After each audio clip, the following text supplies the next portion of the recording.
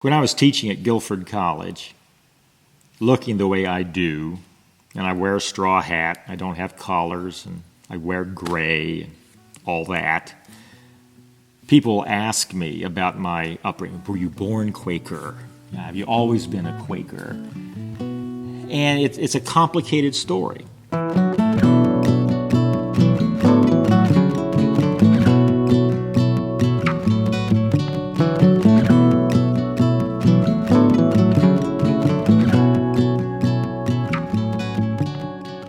My name is Max Carter, and I live in Greensboro, North Carolina, where I recently retired from teaching at Guilford College. I'm a member of New Garden Friends Meeting, which is jointly part of Friends General Conference and Friends United Meeting. I was born into a Quaker family, I think 11 generations.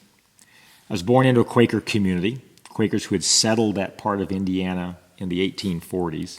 But the Quakerism I was born into in 1948 was an assimilated Quakerism that after the Civil War had taken on more and more Protestant trappings.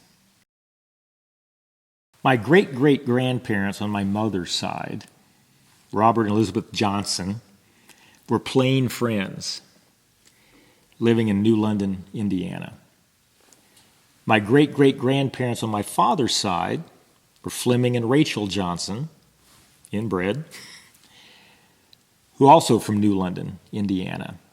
They were all plain friends. The photographs we have of them show them even in the early 1900s in broad-brim hats, bonnets, plain clothes. Both of them attended the New London Friends Meeting House, which is a plain, divided meeting house. After the Civil War, still women on one side, men on the other because of the business meeting structure, partition down the middle, silent meetings, old, plain Quaker culture. Post-Civil War, the revivals came through. By 1865, there was a Quaker meeting in Indiana that had already adopted pastoral worship.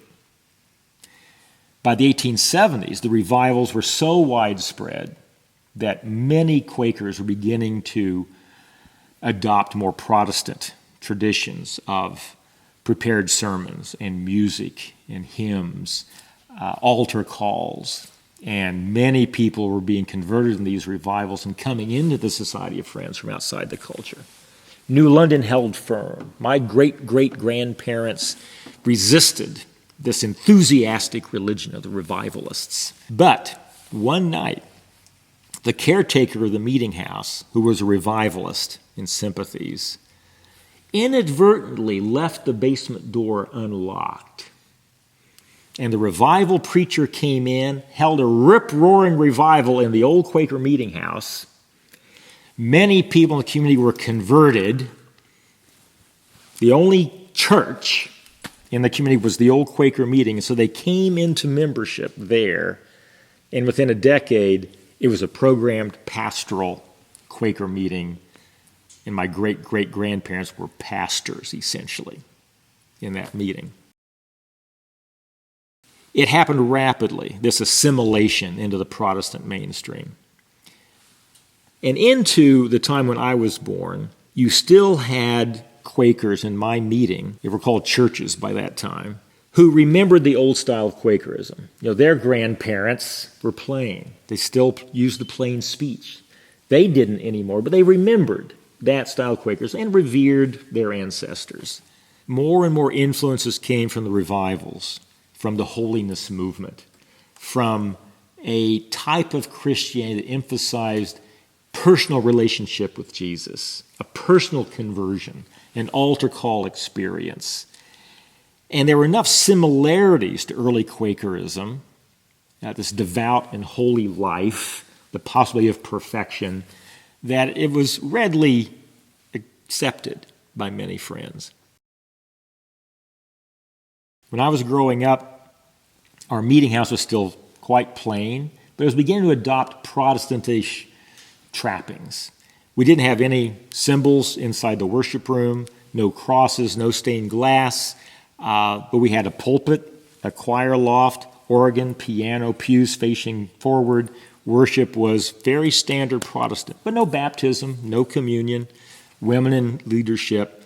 And so we saw ourselves as distinctive from the Methodists and the Baptists and the other Christians in town. But the way we expressed our Christian life was quite evangelical, almost fundamentalist. One of the things I often shared with my students was that I grew up in abject fear of prairie sunsets, because prairie sunsets out in Indiana often looked like the paintings of the Second Coming. Shafts of light coming through billowing clouds, and soon Jesus would be descending on clouds of glory for the great final judgment. And in the Quakerism I was raised in, influenced by that holiness movement, you were always that close to frying eternally for whatever sin you had committed. And the long list of holiness sins filled pages. And seriously, it was a sin if you said heck or darn, because those were euphemisms for swear words. And swear not at all is how we understood that. So if you said heck or darn, and Jesus came, you were done for eternity. Card playing, because it led to gambling. Theaters, movies, because the world's people went to those sorts of things. Dancing, vertical expression of a horizontal desire. You didn't do that kind of stuff. No soft drinks, because that was the gateway drug to the hard drinks.